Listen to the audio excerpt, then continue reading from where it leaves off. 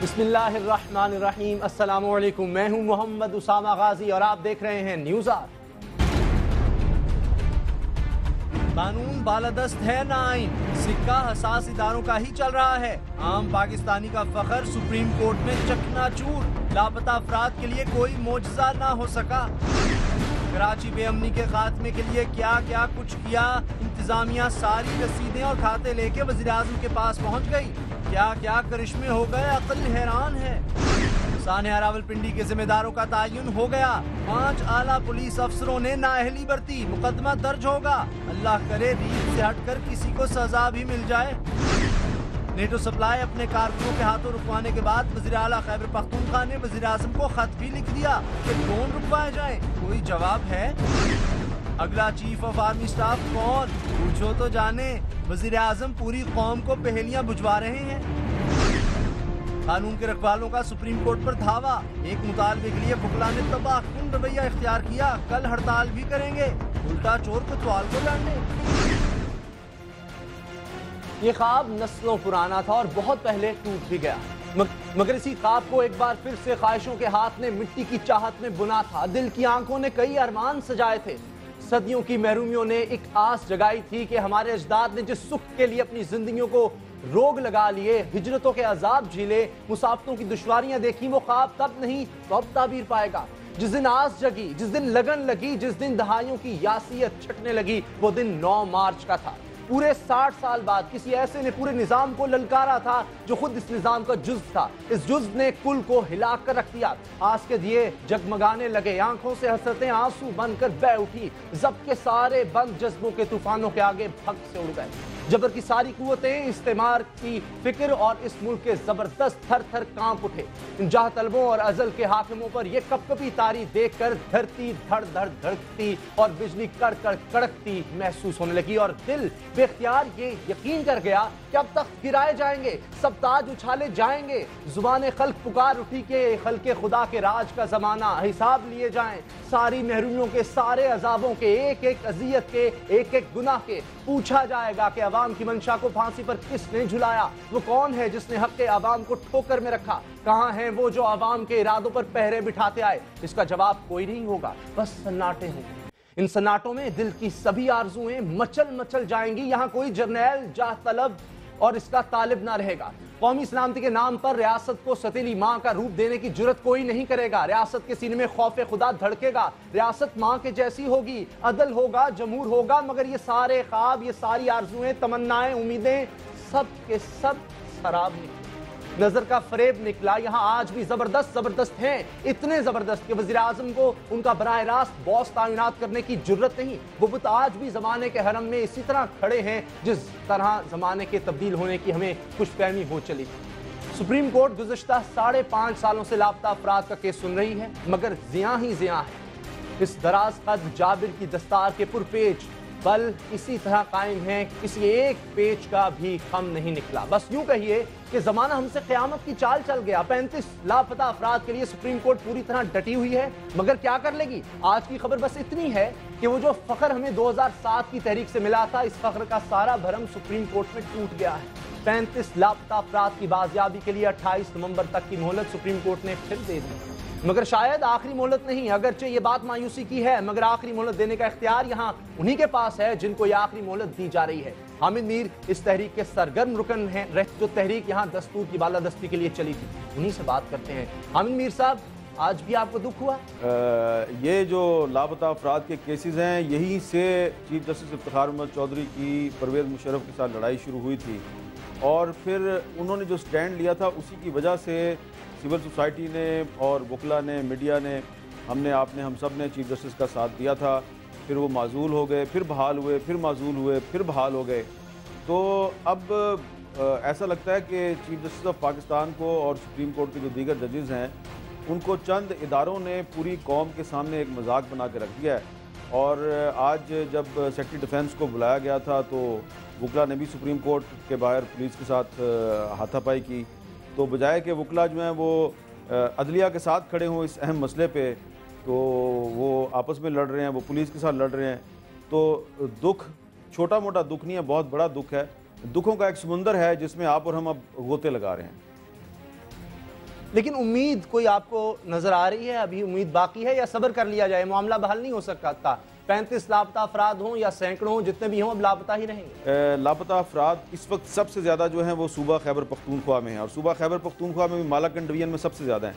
और ये जिन 35 लापता अफराद को सुप्रीम कोर्ट रिकवर करना चाह रही है, इनमें से भी अक्सर का ताल्लुक स्वात के साथ है, क्योंकि इनका जो रिकॉर्ड है वो सुप्रीम कोर्ट के पास मौजूद है। सुप्रीम कोर्ट ऐसे ही कोई किसी हवाई किले की बुनियाद पर या किसी ख्याल ख्वाब की बुनियाद पर इतना बड़ा स्टैंड नहीं ले रही। जो पेशावर हाई कोर्ट का रिकॉर्ड है वो पेश किया, तारिक खोखर जो डिप्टी अटॉर्नी जनरल हैं उन्होंने पेश किया। फिर जो मालाकंड में एक इंटेरोगेशन सेंटर है उसमें जो अफराद गिरफ्तार थे उनकी इंटेरोगेशन हो रही थी, उसका रिकॉर्ड जो है वो सुप्रीम कोर्ट के पास है। और ये जो यासीन शाह जिसकी वजह से ये सारा मसला शुरू हुआ है, इसके बारे में सुप्रीम कोर्ट के जजेस को अच्छी तरह पता है कि ये पाकिस्तानी फ़ौज के इदारों के पास है, और पेशावर हाई कोर्ट में ये एक्सेप्ट किया गया था, और बार बार ये उम्मीद दिलाई गई, बार बार ये वादा किया गया सुप्रीम कोर्ट के साथ कि इसको पेश किया जाएगा। लेकिन जब पेश नहीं किया गया तो फिर वो जो लिस्ट जिसमें यासीन शाह का नाम शामिल था, उस लिस्ट में अब जजेस कह रहे हैं कि सबको पेश करो, तो वो 35 की लिस्ट है।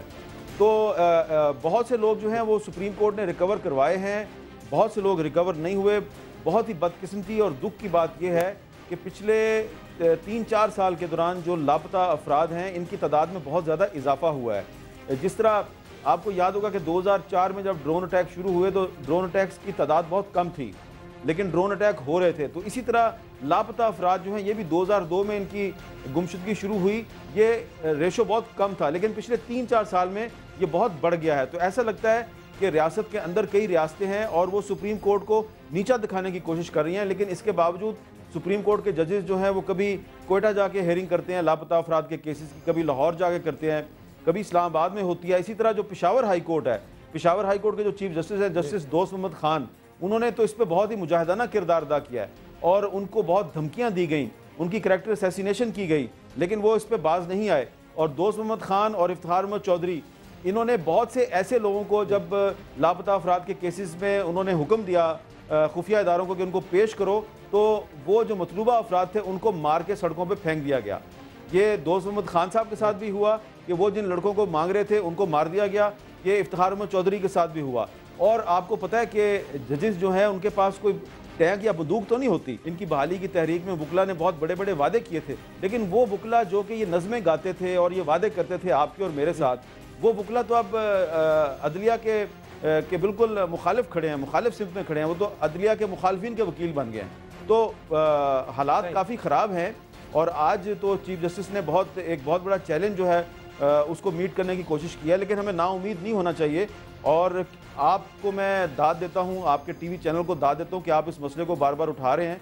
तो अगर आप और हम ये आवाज़ उठाते रहे तो इंशाअल्लाह ताला ये जो कानून को मजाक बनाने वाले लोग हैं इनको शिकस्त होगी। हामिद मीर साहब, आपने जिस तरह आवाज़ उठाई, हम आवाज़ उठा रहे हैं, लेकिन वज़ीर आज़म भी इस पर बड़ा पहले बात करते थे, जाके कैंप लगे होते थे, वहाँ जाते थे। अब तो कहा गया है चीफ जस्टिस की जानिब से कि 28 नवंबर को अगर ना ये लोग लापता अफराद पेश हुए तो फिर वज़ीर दिफा पेश होगा। वज़ारत दिफा का कलमदान तो वज़ीर आज़म के पास है, तो फिर क्या वो आएंगे? देखिए, बात यह है कि सब जानते हैं कि वज़ीर आज़म हों या वज़ीर दिफा हों या वज़ीर दाखिला हों, सब जानते हैं कि उनके पास ये इख्तियार नहीं है। देखें, मैं बड़ी साफ सी बात आपके साथ करूँगा कि मेरा ज़ाती तौर पर यह ख्याल है कि नवाज़ शरीफ साहब जो हैं वो वज़ीर आज़म की हैसियत में और वज़ीर दिफा की हैसियत में वो ये लापता अफराद का मसला हल करवाना चाहते हैं। उसकी वजह यह है कि उन्होंने माजी में जब वो वज़ीर आज़म नहीं थे तो ज़ाती तौर पर इसमें दिलचस्पी ली, और मैं ऐसे बहुत से वाक़यात का ऐनी शाहिद हूँ जो कि मीडिया पे नहीं आए, लेकिन नवाज़ शरीफ साहब ने जो लापता अफराद के जो लवाकीन हैं उनकी खामोशी के साथ बड़ी मदद की और उनकी हौसला अफजाई भी की। और उनके कैंपों में तो वो कभी कभी आते थे, लेकिन पीछे रह के वो उनकी बड़ी मदद करते रहे। तो वही नवाज़ शरीफ अब पाकिस्तान के वज़ीर आज़म बन गए हैं, तो ये हो नहीं सकता कि वो ये ना चाहते हों कि ये मसला हल ना हो। तो मैं तो साफ सी बात करूँगा कि नवाज़ शरीफ साहब को इक़्तिदार तो मिल गया, लेकिन शायद अभी तक पूरा इख्तियार नहीं मिला, तो इसीलिए अभी तक लापता अफराद का मसला हल नहीं हो रहा। सुप्रीम कोर्ट अगर उनको 28 नवंबर को अदालत में बुला भी लेगी तो नवाज शरीफ साहब क्या कर लेंगे? देखें, ये मसला उसी वक्त हल होगा। मतलब ये हुआ हामिद मीर साहब कि फिर तो मुशर्रफ साहब को भी सजा नहीं हो पाएगी। नवाज शरीफ साहब बड़े सिविल मिलिट्री रिलेशंस की बात करते थे, वो उसमें कोई तब्दीली नहीं ला पाए।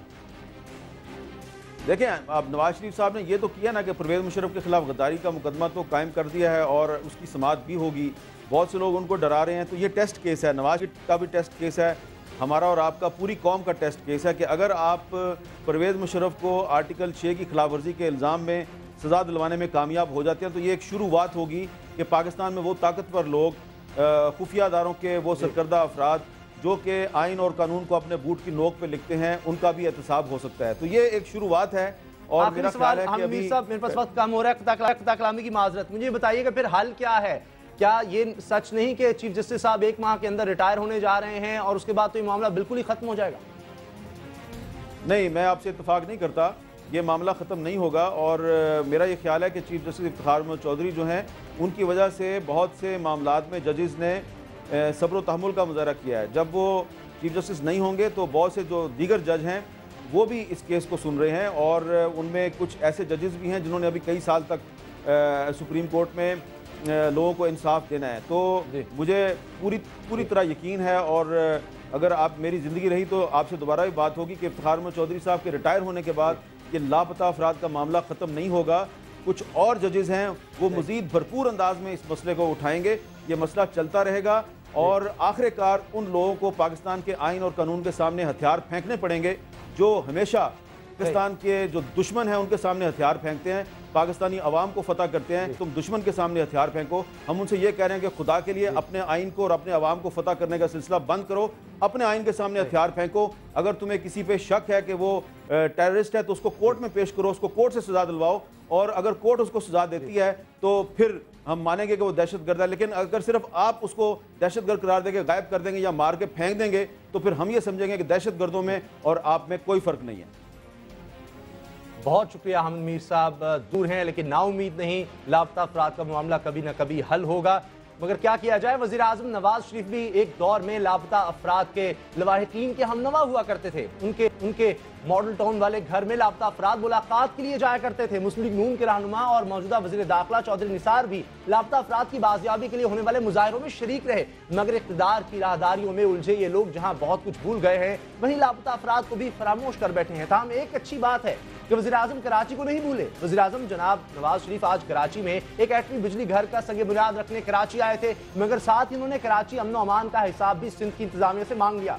सो गवर्नर हाउस में एक आला सतही इजलास हुआ जिसमें chief secretary Sindh, DG rangers, IG Sindh police, Karachi police के सरबराह और दीगर हुकाम ने वज़ीर आला सिंध की मौजूदगी में वज़ीर आज़म को बताया कि सितंबर से अब तक कराची में 63,475 छापे मारे गए, 455 मुकाबले हुए जिनके नतीजे में गिरफ्तार होने वालों में 74 टारगेट किलर्स, कलदम तंजीमों के 15 दहशतगर्द, 92 भत्ताखोर, 49 तावानी इगवाकार, 160 कातिल और 308 डकैत शामिल हैं। जबकि वज़ीर आज़म को कराची में होने वाली एक करामत के बारे में भी बताया गया कि नादरा के जरिए 41 ऐसे अफराद का पता भी चला है जो कागजों में तो जेल में कैद हैं मगर हकीकत में उनकी जगह कैद कोई और है, जबकि वो खुद आज़ाद फिर रहे हैं। ऐसी करामतें कराची में रोज होती हैं जिनकी रोकथाम के लिए वज़ीर आज़म ने गैर कानूनी सिम्स के इजरा और गिरफ्तार दहशतगर्दों के मुकदमा दूसरे सूबों में चलाने की हिदायत कर दी है। आने वाला वक्त बताएगा कि कराची में जारी अमन की ये लहर आर्जी है या हुकूमत की कोशिशें कारगर साबित हैं। एक वक्फे का वक्त है, वक्फे के बाद बात होगी इस खबर पर, नहीं मत जाइए।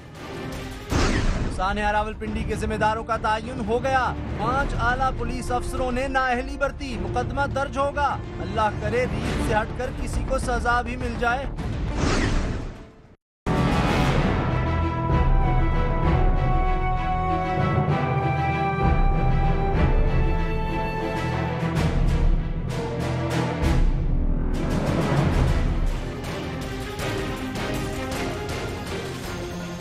एक अच्छी खबर पंजाब हुकूमत की तरफ से आई है। सानिया रावलपिंडी के हकायक जानने के लिए बनाई जाने वाली फैक्ट फाइंडिंग कमेटी ने सानिया के जिम्मेदारों का तायुन कर दिया है। इत्तलात के मुताबिक RPO Zaeem Sheikh, CPO Bilal Sadiq Kimiana, SP Jamaat Ali Shah, SSP Malik Sikandar और एसपी ऑपरेशंस दार खान को इस सानिया का जिम्मेदार ठहराया गया है। आरपीओ के अपने बयान के मुताबिक यौम आशूर जैसे इंतहाई हसास दिन हेलीकॉप्टर पर दहशतगर्दों को ढूंढने अटक में थे। सीपीओ बिलाल सदीक किमियाना अगरचे अच्छी शोहरत के हामिल हैं, वो मरी जैसे हसास मकाम पर होने के बावजूद सिर्फ इसलिए फंस गए क्योंकि इस रोज वहां हमजा शहबाज भी मौजूद थे, वरना मुहर्रमुल हराम के हवाले से रावलपिंडी से ज्यादा हसास मरी है। एसपी जमात अली शाह कहते हैं कि जब बलवा शुरू हुआ तो मौके पर दो एसएसपी थे। मैंने उनसे गोली चलाने की इजाजत मांगी तो उन्होंने कंधे उचकाकर कहा कि अपनी मर्जी करो। गोया बड़े अफसर जो बोझ उठाने को तैयार ना थे, वो बोझ मातहतों ने कहां उठाना था। मगर यह तय है कि राजा बाजार में 15 नवंबर को पुलिस बुजदिल भी साबित हुई और नाअहल भी। आने वाले वक्तों में अगर ऐसे सानों से बचना है तो हमें अपनी रीत तब्दील करना होगी, और वो रीत है किसी को किसी के नाम पर या किसी की वजह से माफ कर देने की रीत, यानी सिफारिश और हवालों की रीत, बड़े को छोड़ने की रीत। इस रीत पर अमल होता कई बार सबने खुली आंखों से देखा।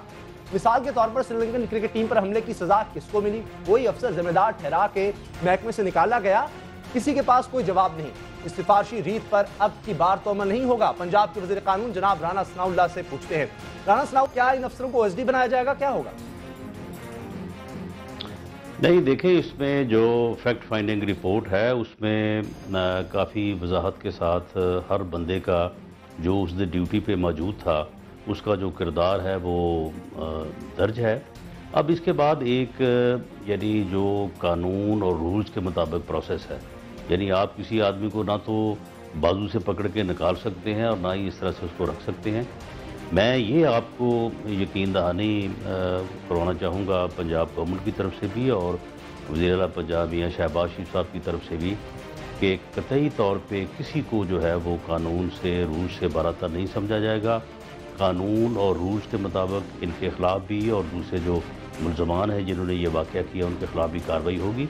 आगे फिर सज़ा जज़ा जो है वो अदालत का इख्तियार है। लेकिन एक बात जो आपने अपने इंट्रोडक्शन में जो बात की है, मैं पूरे दावे से आपके साथ ये बात कर रहा हूँ पूरी ज़िम्मेदारी से कि हमजा शहबाज शरीफ उस दिन लाहौर में थे, वो मरी में नहीं थे। यानी ये सिर्फ एक प्रोपेगेंडा किया जा रहा है, और लेकिन जी ये बिल्कुल प्रोपेगेंडा है और इंतहाई अफसोसनाक प्रोपेगेंडा है, इंतहाई अफसोसनाक प्रोपेगेंडा है। देखिए, ये तो साबित हुआ कि इन पुलिस अफसरान ने बुजली दिखाई, नाअहली दिखाई, इसके बाद महकमाना कार्रवाई क्या हो रही है? आप कह रहे हैं सारा कुछ अदालत पर डाल दिया जाएगा, क्योंकि इससे पहले हमने किसी को सजा होते देखी नहीं है। कोई मिसाल है तो मुझे भी आप अगर बता दें तो बड़ी मेहरबानी। देखिए, बात ये है उसामा साहब के वो कहते हैं कि आदमी अपनी गलतियों से सीखता है। यानी अब तक जो हुआ मैं उसकी बहस में नहीं जाऊंगा, ना मैं उसको डिफेंड करूंगा, लेकिन ये पूरी कौम के साथ जो है वो वज़ीर आला पंजाब मियां शहबाज शरीफ ने वादा किया है कि इस साने के मुलज़मान जो है उनको कैफियत किरदार तक भी पहुँचाया जाएगा और उनको जो है वो अदालत के कटहरे में मिलाया जाएगा। जहाँ तक ये जो अफसरान हैं इनकी बात है तो इनके खिलाफ एक तो महकमाना कार्रवाई होगी, वो होगी, बिल्कुल वो गवर्नमेंट की जिम्मेदारी है, वो होगी। लेकिन अगर कोई मुकदमा दर्ज होता है उनकी गफलत या उनकी अपने फ़र्ज से जो है वो यानी रूगर्दानी का, तो उसका फैसला तो बहरहाल जो है वो अदालत ही करेगी। ये बताइए कि एक एसपी कहता है कि 2 एसएसपी मौजूद थे, मुझे किसी ने ऑर्डर नहीं दिए, तो 5 ये अफसर अगर हैं तो फिर क्या आवे का आवा ही बिगड़ा हुआ है? ये खौफजदा होते हैं एडमिनिस्ट्रेशन से कि पता नहीं अगर हमने ऑर्डर दे दिए तो ऊपर से क्या हो जाएगा? वजह क्या है?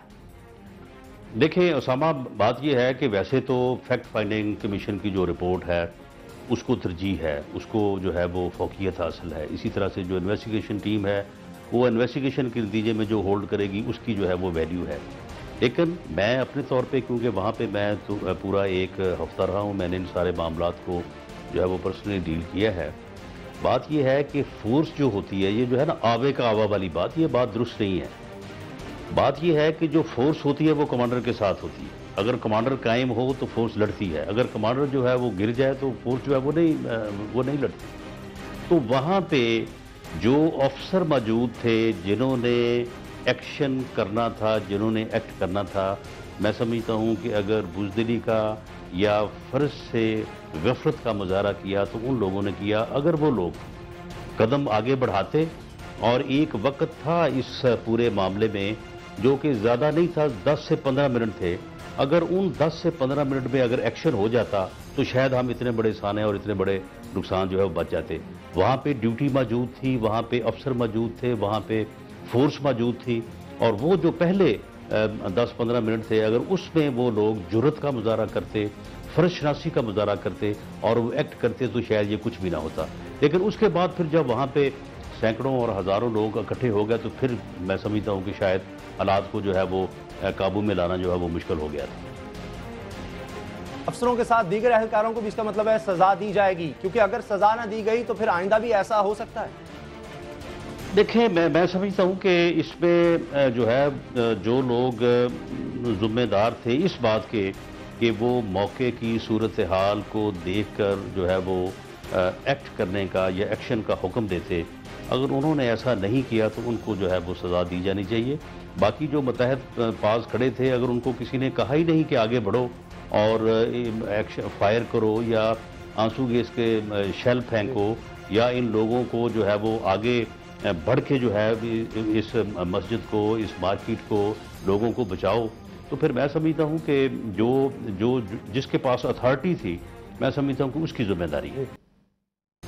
लेकिन आपने खुद ही ये कहा कि आप पहले कह चुके हैं प्रेस कॉन्फ्रेंस में 28 लोगों की निशानदेही हो गई थी, उनका क्या हुआ? कितनी गिरफ्तारियां हुई हैं जिन्होंने सब कुछ किया? देखिए, इसमें जो है वो कोई तकरीबन 28 की निशानदेही तो उस दिन की बात है जिस दिन मैंने प्रेस कॉन्फ्रेंस की थी। अब यकीनन वो तादाद जो है वो बड़ी है और इसमें एक बहुत ही ज़िम्मेदार और बड़े डेडिकेटेड ऑफिसर्स की एक टीम है जो additional IG CTD Aftab Cheema साहब की सरबराही में जो है वो काम कर रही है। प्रोसिक्यूशन की टीम भी जो है वो भी साथ लगी हुई है। तो इसमें जो है वो मुलज़मान की गिरफ्तारी का और शनाख्त का अमल जो है वो जारी है और इसमें बहुत ही हौसला अफजा जो है वो पेशरफ्त है और आइंदा चंद दिनों में जो है वो इन्वेस्टिगेशन टीम के सरबराह जो हैं वो मीडिया को बाकायदा इस बारे में ब्रीफ करेंगे और बताएंगे।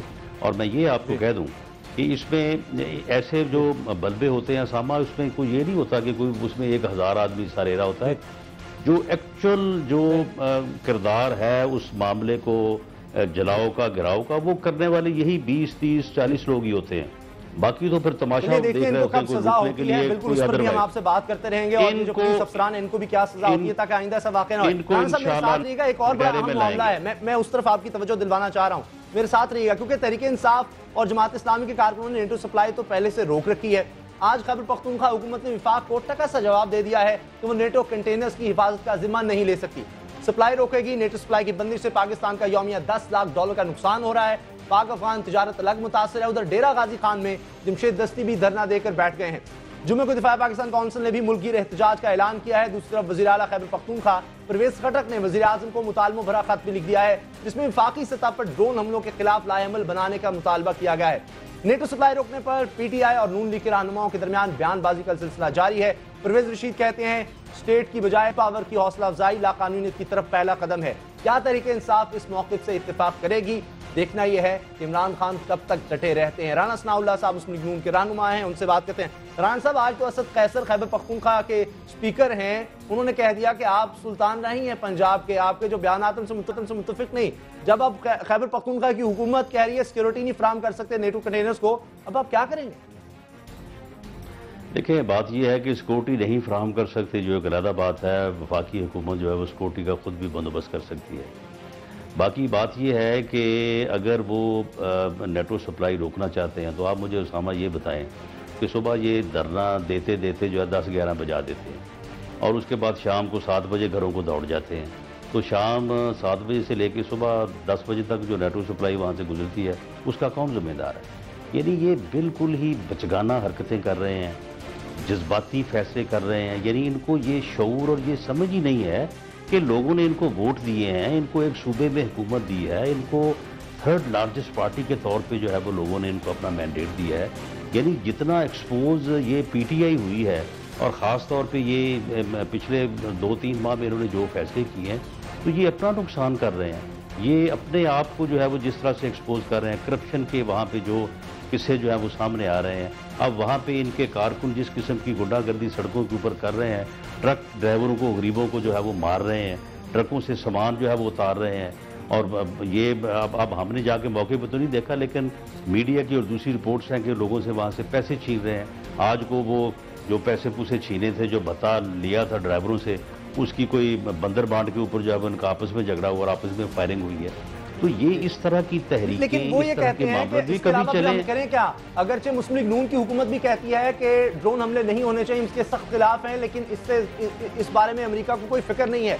तो फिर ये ना करें तो क्या करें? आपकी हुकूमत तो कुछ नहीं कह रहे हो, करें विफाकी हुकूमत को काम करना चाहिए नेटो सप्लाई रोकने का। देखें, बात ये है कि अगर नेटो सप्लाई से ड्रोन हमले रुक सकते होते तो फिर 7वां जो नेटो सप्लाई बंद रही है तो वो रुक जाते, लेकिन उन 7वां भी जो है वो ड्रोन हमले होते रहे।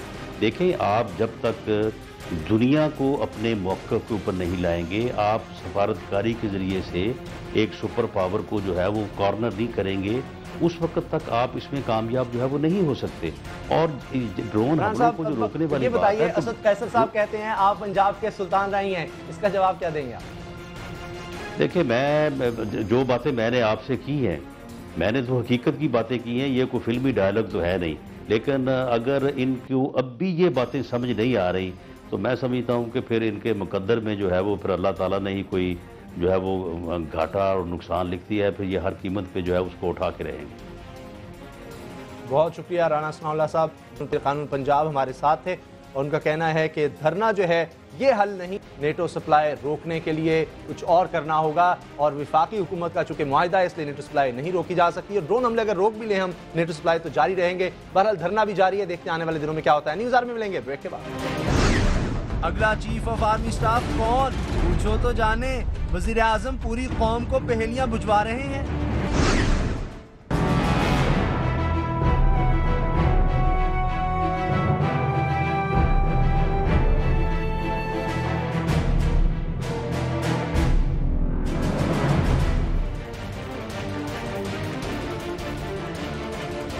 खबर यह है कि कल वज़ीर आज़म नवाज शरीफ जनरल इशफाक परवेज़ कियानी को अलविदाई शाहिया देंगे। वज़ीर आज़म ने जनरल कियानी को दावतनामा भिजवा दिया है। इस तकरीब में ही वज़ीर आज़म नवाज शरीफ आर्मी चीफ के उम्मीदवार जनरल से मुलाकात भी करेंगे, क्योंकि आज 26 नवंबर है, 2 दिन बाद तारीख 29 नवंबर होगी, यानी वो दिन जब पाक फौज के सरबराह जनरल इशफाक परवेज़ कियानी अपनी मुद्दत मुलाजमत पूरी करके रिटायर हो जाएंगे।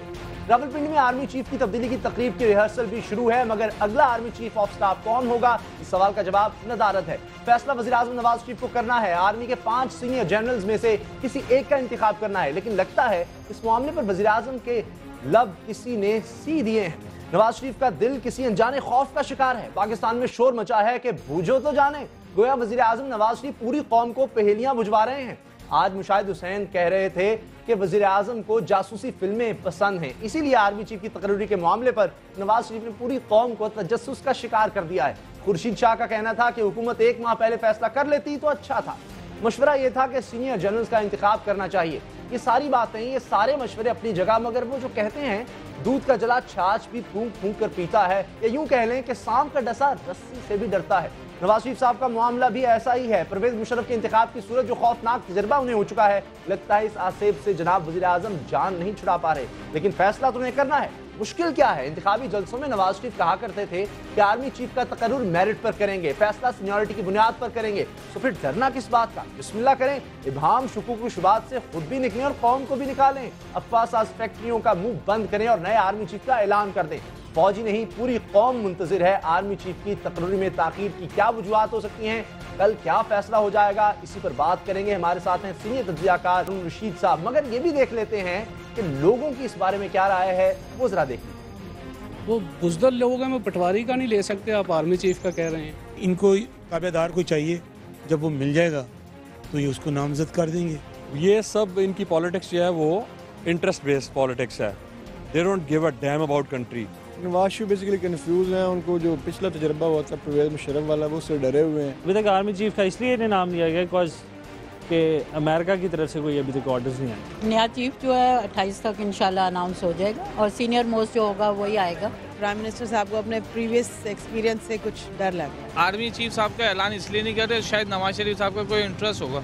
पॉलिटिकल इश्यू तो है ही नहीं, ये मुल्क की सलामती के साथ मुंसलिक करता है, इसलिए इशू जो है वो आपस में बैठ के ये रिजॉल्व करना चाहिए। अपनी मनपसंद का आर्मी चीफ आएगा कि जो इनकी मर्जी के मुताबिक चलेगा, उसी को रखेंगे। आर्मी चीफ जो भी आएगा, जाहिर बात है वो जब तक पाकिस्तान का सिस्टम ऐसा है, असल में हमारा सिस्टम में थोड़ा सा मसला है।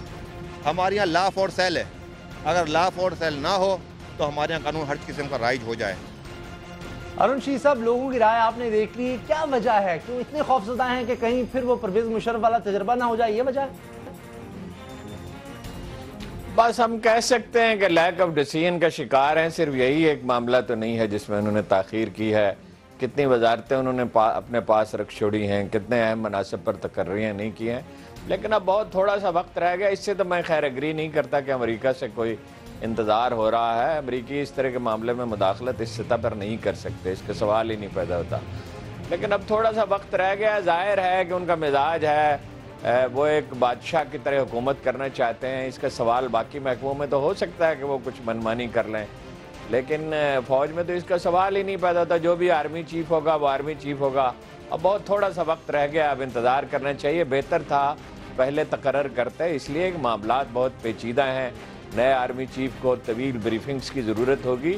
बहुत सी चीज़ें ऐसी होती हैं जो आर्मी चीफ इस तरह की सिचुएशन में सब चीज़ें शेयर नहीं करता। बहुत सी बातें बताई नहीं जाती हैं जो अब बताई जानी ज़रूरी होंगी। ये बताइए, ये वजह तो नहीं कि जनरल कियानी जैसा कोई उनको और मिल नहीं रहा, धीमा, जमहूरियत पसंद और वो खौफजदा हैं? क्योंकि बाज़ हल्के इस पर तनकीद भी करते हैं कि आर्मी चीफ बड़े धीमे मिजाज के हैं और इसी वजह से शायद वज़ीर-ए-आज़म खौफजदा हैं कि ऐसा आर्मी चीफ आप कहाँ से लाएं? सवाल ये पैदा होता है कि फैसला तो करना ही है। 1-2 दिन पहले करने से क्या होगा और 1-2 दिन बाद में करने से क्या होगा?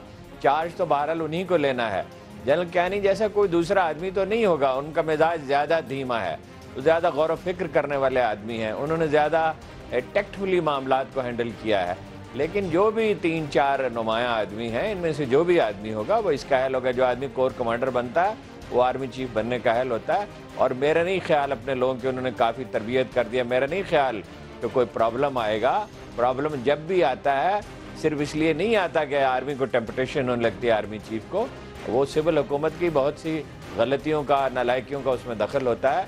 तो डरने की तो खैर उसमें कोई बात नहीं है। फैसला कर नहीं पा रहे, चंद आदमी हैं, उनके कवायद मालूम करना क्या मुश्किल है? सादा सी बात है कि मेरिट पे डिसीजन होने चाहिए, सिर्फ सीनियरिटी पे नहीं, मेरिट पे। 2-3 जो नुमाया आदमी हैं उनके बारे में ये मालूम करना मुश्किल नहीं है कि कौन आदमी ज़्यादा बेहतर तौर पर अपने फ़राइज़ अंजाम दे सकता है। तो मेरा ख्याल है अब उन्हें फैसला कर लेना चाहिए, कर ही लेंगे। अब का काहे का इंतज़ार है? जनरल कियानी इतने हलीम है हारून रशीद साहब, यही वजह थी कि उनको एक्सटेंशन भी मिली, उन जैसा कोई और मिल नहीं रहा था पहले भी। अब भी ये अफवाहें फिर गर्म रही कि कोई और ओहदा इस तरह का बना दिया जाए जहां अशफाक कियानी साहब जो हैं वो जरा मामला देखते रहें। देखिए, एक्सटेंशन उन्हें इसलिए मिली थी कि उस वक्त उनकी हुकूमत को, मुल्क को उनकी ज़रूरत थी। उन्होंने कोई कोशिश नहीं की थी एक्सटेंशन के लिए। लेकिन बहरहाल अब कोई आदमी नागुज़ीर तो नहीं होता, अदारे अहम होते हैं। तो जनरल कियानी से मेरा ये ख्याल है कि ये बात की गई, वो नेशनल सिक्योरिटी के एडवाइज़र हो जाएं या चेयरमैन हो जाएं। लेकिन अब कराइन ये कहते हैं कि वो इसमें इंटरेस्टेड नहीं है। अब वो छुट्टी चाहते हैं, फ़ारग होना चाहते हैं, अपना काम करना चाहते हैं। तो कोई ना कोई आदमी जो भी मुंतखब करेंगे, अगर मामलात सलीके के साथ चले तो कोई पेचीदगी नहीं पैदा होगी। डरने की मेरे ख्याल में कोई बात नहीं। आखिरी सवाल हारून रशीद साहब, क्या आर्मी चीफ अशफाक परवेज़ कियानी साहब से मशवरा लिया होगा? उसकी बड़ी अहमियत होगी ताकि जमहूरियत चलती रहे, ऐसा कोई शख्स आए? देखिए जनरल ने, मैंने आपसे बारहा अर्ज़ किया, अपने लोगों की बड़ी तरबियत की है और फ़ौज चाहेगी नहीं इस वक्त दखल देना, और दखल देना चाहिए भी नहीं उसे। और हम जानते हैं कि जनरल कियानी का रुझान किस तरफ था, लेकिन इख्तियार वज़ीर-ए-आज़म का है। जिसे वो चाहें बनाएं, उनका हक है, जिसे चाहें वो मुकर्रर करें। लेकिन मामलात स्मूथली तभी चलेंगे जब मशवरे से चलते हैं। कुरान मजीद कहता है वअम्रुहुम शूरा बैनहुम, उनके मामलात बाहम मशवरे से तय पाते हैं। मशवरा किया जाए, कम्युनिकेशन गैप न हो, हुकूमत की परफॉर्मेंस बेहतर हो, और ज़रूरी मामलात में जहाँ लाजम है मशवरा करना वहाँ उनसे मशवरा किया जाए। बाकी बतदरीज इख्तियारात तो सिविल के पास ज़्यादा जाने चाहिए। फ़ौज पे पहले ही बहुत ज़्यादा लाद दिया गया है। पुलिस का काम भी फ़ौज कर रही है और इंटेलिजेंस का बेशतर बोझ भी उसी पर है। टेररिज्म पे वही उसका अमल दखल ज़्यादा बढ़ गया, तो ये कम होना चाहिए। सिविल को इख्तियारात संभालने चाहिए, यही कौमों की बलूगत का अमल है। आखिरी सवाल बड़ा मुश्किल है, आप इन सारे मामलों को बड़ी अच्छी तरह समझते हैं, वज़ीर-ए-आज़म फैसला नहीं कर पा रहे, आपके ख्याल में बेहतरीन इस वक्त कौन है उम्मीदवार इसको आर्मी चीफ बनना चाहिए? मेरा ख्याल है इस पर क्या सराही नहीं करनी चाहिए। जो 2-3 ऊपर टॉप के आदमी हैं, बल्कि मैं कहता हूँ 5वें दर्जे तक जो लोग हैं, वो सभी इसके अहल हैं। और वज़ीर-ए-आज़म इस बात के पास ज़्यादा मौका है कि वो उनके कवायफ का जायज़ा ले सकें। मेरा ख्याल है कि ये खामखा के अंदेशे हैं, कोई फ़ौज मुदाखलत करने का इरादा नहीं रखती है। लेकिन बहरहाल जो नाजुक दिफाई मामलात हैं उसमें मशवरा तो वो चाहेंगे उनसे किया जाए, किया ही जाना चाहिए, सारी दुनिया में किया जाता है, खौफजदा होने की बात नहीं है। बहुत शुक्रिया हारून रशीद साहब सियाकार, आपने हमें वक्त दिया। खौफजदा होने की बात नहीं है, अंदेशे यकीनन है वज़ीर आज़म नवाज शरीफ को, लेकिन फिर भी फैसला तो उन्हें आखिर करना है आज या कल, और तो वक्त ही बहुत कम रह गया। देखते हैं नया आर्मी चीफ कौन होता है। न्यूज़ आवर में मिलेंगे ब्रेक के बाद। कानून के रखवालों का सुप्रीम कोर्ट पर धावा, एक मुतालबे के लिए वुकला ने तबाहकुन रवैया इख्तियार किया, कल हड़ताल भी करेंगे, उल्टा चोर कोतवाल को लड़ने।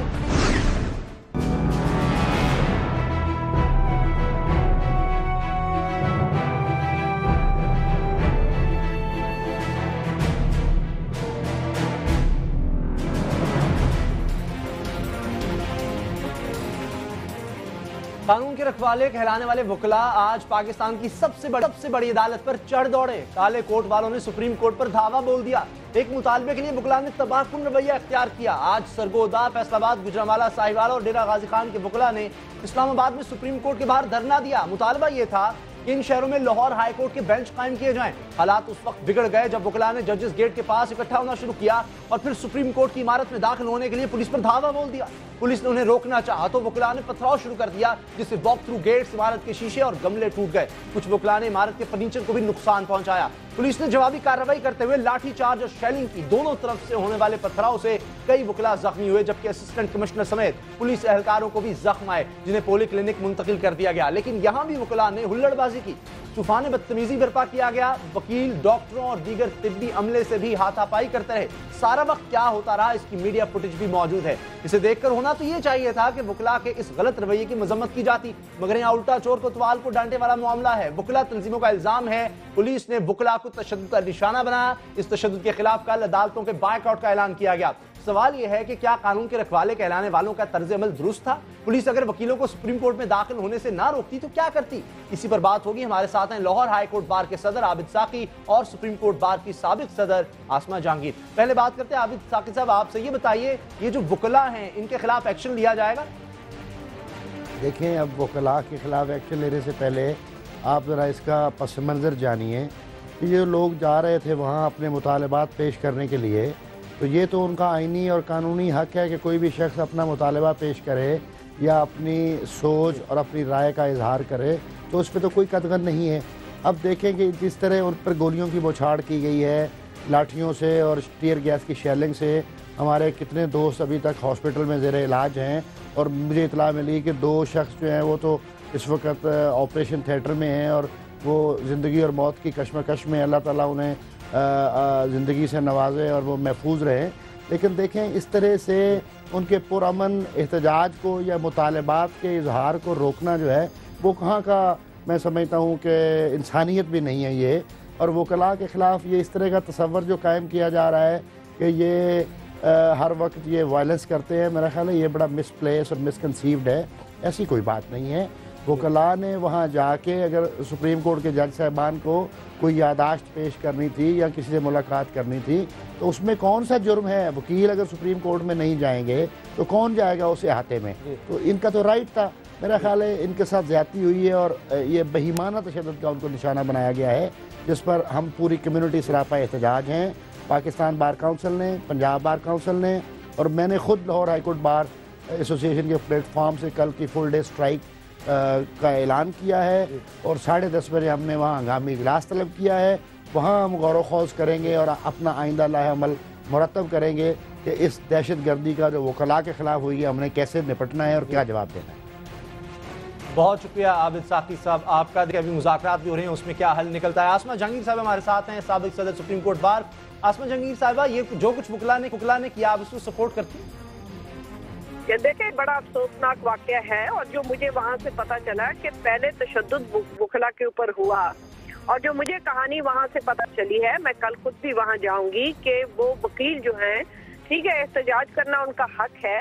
जब चीफ जस्टिस साहब जाके हर छोटी बार में जाके उल्टे सीधे वादे करते हैं, तो फिर जब ये वकील वहाँ एहतजाज करने आते हैं और कहते हैं कि हमें सुप्रीम कोर्ट की बार तक जाने दिया जाए, तो अगर आप वहाँ पे जाते हैं तो फिर वो भी सुप्रीम कोर्ट की बार तक आ सकते हैं, उसमें कोई हर्ज नहीं था। और अभी वो सुप्रीम कोर्ट बार के सदर को टेलीफोन मिला रहे थे कि वहाँ पे एहतजाज के ऊपर लाठीचार्ज वगैरह और रबर बुलेट शुरू हो गए। और मैं समझती हूँ बहुत अफसोसनाक है, और उसके ऊपर जो वकीलों का रद्द अमल है वो भी अफसोसनाक, उतना ही अफसोसनाक है। और मैं वैसे ये बात आपको कह दूं कि देखें, ये जिस तरीके से वकीलों को वादा वगैरह किया जाता है और अपनी बारात सजाने के लिए उनकी उम्मीदों को उभारा जाता है, उसका नतीजा यही होना था। लेकिन ये जो तोड़फोड़ है तो पिम्स तक जारी रही, हंगामा रही, वहां भी की गई। वुकला ने ऐसा पहली दफा नहीं किया। उसामा, वुकला का रवैया तो मैं नहीं डिफेंड कर रही और ना कोई कर सकता है, मगर जो ये वाकया हुआ है इससे पहले तो तशद्दुद वुकला पे ही हुआ ना। देखिए, एहतजाज करना तो उनका हक है सुप्रीम कोर्ट के सामने, क्या वो सुप्रीम कोर्ट के सामने एहतजाज नहीं कर सकते? मगर अगर वो कह रहे हैं कि हमें सुप्रीम कोर्ट में आने दें, वो वकील है सुप्रीम कोर्ट, कोई सुप्रीम कोर्ट के अगर वकीलों का है तो फिर सुप्रीम कोर्ट के चीफ जस्टिस क्या करने जाते हैं वहाँ पे हर बार के अंदर? वहाँ पे खाने खा के जब आते हैं तो फिर जब वो वकील आते हैं आपसे बात करने तो आप उनको कैसे रोकेंगे? लेकिन अब जबरदस्ती तो किसी को अंदर दाखिले की इजाजत नहीं दी जा सकती। ये बताइए, अब मामला हल कैसे होगा? ये सर, ये ठंडा नहीं उसामा, ये ठंडा वही करेंगे जो जाके वकीलों को गर्म करते हैं। ये देखें, यहाँ पे पेशकश की पिटिशनें करवाते हैं। मैं आपसे क्या क्या बातें बताऊं? वकीलों को ये कहा जाता है कि आप पिटिशन करें, हम आपको प्लॉट देंगे, आप ये करें, हम आपके लिए ये करेंगे। करते कराते कुछ है नहीं, सिर्फ वैसे ही वादे उनको करते रहते हैं। अब ये शोषा छोड़ने की जरूरत क्या थी आपको, जब आपने करना ही नहीं था कुछ? तो मैं वैसे ही इस चीज के खिलाफ हूँ और आज से नहीं कह रही, बहुत अरसे से हम ये वार्न करने कि देखें, जो सुप्रीम कोर्ट के जजेस होते हैं वो सुप्रीम कोर्ट बार के तक रहते हैं, हाई कोर्ट बार तक रहते हैं। जब वो आगे पहुंच जाते हैं तो फिर वो खुद ही इस पे निपटे, फिर बार के लीडरान को ना कहें कि आके निपटे इन बातों। बहुत शुक्रिया आसमा जहांगीर साहबा, बहुत शुक्रिया। साबिक सदर सुप्रीम कोर्ट बार आसमा जहांगीर का कहना है कि वुकला ने पहल नहीं की। बहरहाल जब भी तशद्दुद का वो इस तरह का कोई वाकया होता है, वुकला की जानिब से ऐसी ही बात कही जाती है। कब तक ये होता रहेगा, देखते हैं मुज़ाकरात में क्या हल निकलता है।